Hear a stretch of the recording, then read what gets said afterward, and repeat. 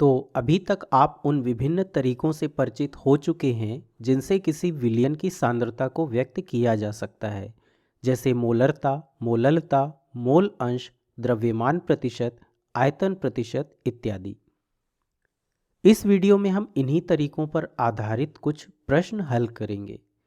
तो हमारा पहला प्रश्न है, एक रासायनिक विलयन में जल में फिनॉल का 23.5% द्रव्यमान उपस्थित है। यदि विलयन का घनत्व 0.995 ग्राम प्रति मिलीलीटर है तो विलयन की मोलरता क्या है। तो इस प्रकार हमें यहाँ विलयन की मोलरता ज्ञात करना है। मोलरता ज्ञात करने के लिए सूत्र होता है विलेय के मोलों की संख्या बटा विलयन का लीटर में आयतन। इस प्रकार मोलरता ज्ञात करने के लिए हमें विलेय के मोलों की संख्या और विलयन का लीटर में आयतन पता होना चाहिए, लेकिन प्रश्न में इनमें से कोई भी हमें प्रत्यक्ष रूप से नहीं दिया गया है। तो फिर हम इनका पता कैसे लगा सकते हैं। हमें प्रश्न में दिया गया है कि जल में फिनॉल का 23.5% द्रव्यमान उपस्थित है। इससे हम विलेय, जो यहाँ फिनॉल है, इसके मोलों की संख्या ज्ञात कर सकते हैं। और इसी तरह प्रश्न में विलयन का घनत्व दिया गया है, जिसकी सहायता से हम विलयन का लीटर में आयतन ज्ञात कर सकते हैं। तो चलिए पहले इन मानों को ज्ञात कर लेते हैं। प्रश्न में दिया गया है कि जल में फिनॉल का 23.5% द्रव्यमान उपस्थित है। इसका क्या मतलब है? इसका मतलब यह है कि 100 ग्राम विलयन में फिनॉल की 23.5 ग्राम मात्रा उपस्थित है। अब विलेय के मोलों की संख्या ज्ञात करने के लिए हमें विलेय के द्रव्यमान को उसके मोलर द्रव्यमान से भाग देना होता है। इसका मतलब हमें यहाँ फिनॉल का मोलर द्रव्यमान भी पता लगाना होगा। इसे हम कैसे ज्ञात कर सकते हैं? तो फिनॉल को हम C6H5OH लिखते हैं और फिनॉल के इस सूत्र से हम इसका मोलर द्रव्यमान आसानी से ज्ञात कर सकते हैं, जो हमें 94 ग्राम प्रति मोल मिलता है। इस प्रकार हमें फिनॉल का द्रव्यमान और उसका मोलर द्रव्यमान ज्ञात है। इसलिए हम फिनॉल के मोलों की संख्या ज्ञात कर सकते हैं, जो हो जाएगी 23.5 ग्राम यानी कि फिनॉल का द्रव्यमान बटा 94 ग्राम प्रति मोल यानी कि फिनॉल का मोलर द्रव्यमान। और इसे हल करने पर हमें फिनॉल के मोलों की संख्या 0.25 मोल मिल जाती है। अब मोलरता ज्ञात करने के लिए हमें विलयन का लीटर में आयतन भी चाहिए। इसे हम इस घनत्व की सहायता से ज्ञात कर सकते हैं। कैसे? हम जानते हैं कि आयतन बराबर द्रव्यमान बटा घनत्व होता है। यहाँ विलयन का द्रव्यमान हम 100 ग्राम लेते हैं और घनत्व तो हमें प्रश्न में दिया गया है 0.995 ग्राम प्रति मिलीलीटर। इसे हल करने पर आयतन हमें मिलता है 100.5 मिलीलीटर, लेकिन आयतन हमें लीटर में चाहिए, इसलिए हम इसे लीटर में बदल लेते हैं। यानी यह हो जाएगा 100.5 गुणा 10⁻³ लीटर। ठीक है, तो इसे हमने इस तरह से लीटर में बदल लिया। अब इन दोनों मानों को इस सूत्र में रखकर मोलरता ज्ञात कर सकते हैं। तो विलयन की मोलरता हो जाएगी 0.25 मोल बटा 100.5 गुणा 10⁻³ लीटर।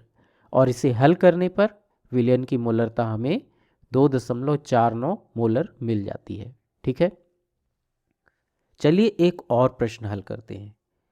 हमारा प्रश्न है, द्रव्यमान के अनुसार 20% NaOH विलयन की 1 लीटर मात्रा तैयार करने के लिए ठोस NaOH, जिसमें NaOH का 90% द्रव्यमान उपस्थित है, इसके कितने द्रव्यमान की आवश्यकता होगी। हमें यह भी दिया गया है कि 20% विलयन का घनत्व 1.18 ग्राम प्रति मिलीलीटर है। तो इस प्रश्न में हमें 20% NaOH का 1 लीटर विलयन तैयार करना है और इसके लिए आवश्यक ठोस NaOH की मात्रा ज्ञात करना है।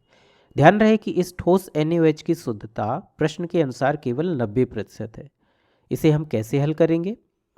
यहाँ आवश्यक ठोस NaOH की मात्रा ज्ञात करने के लिए सबसे पहले हमें यह पता लगाना होगा कि 20% NaOH विलयन का द्रव्यमान क्या है।